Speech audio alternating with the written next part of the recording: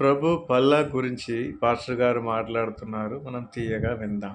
హల్లెలూయా, హల్లెలూయా.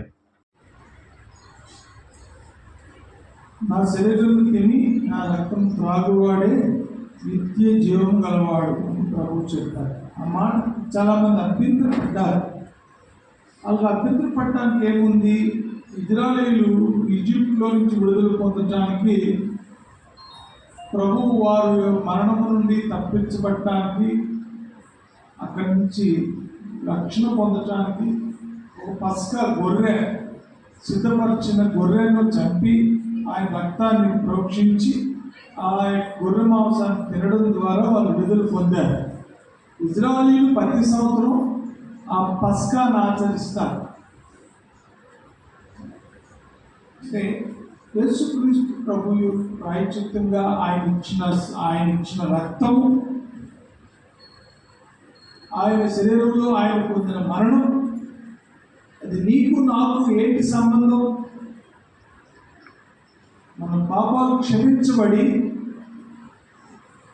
ఆ మరణ స్థితిలో నుంచి ఎక్కడికి నడిపించబడుతున్నాం?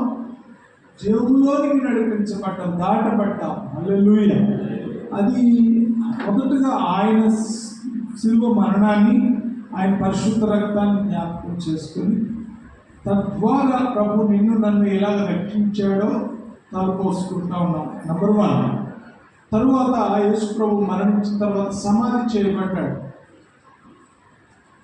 అది మనకి ఎలాగా మనకి సంబంధం అంటే, క్రీస్తులో నువ్వు నేను నీ నా పాత ప్రాచీన స్థితి గతమంతా కొట్టివేయబడింది. క్రీస్తునందు పాతవి గతించాయి. ప్రభువుకి వ్యతిరేకంగా, దేవుడి చిత్తానికి వ్యతిరేకంగా మనం చేసిన విగ్రహారాధన కావచ్చు, మన పాపపు స్థితి కావచ్చు, మనం చేసిన పాప బ్రతుకు కావచ్చు,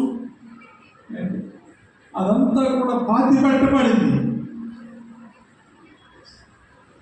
చాలామంది ఆ సత్యాన్ని ఎరగక వాళ్ళ జీవితకాలం అంతా ప్రభు రక్షించు నేను పాపిని అన్నట్టుగా ఉంటారు.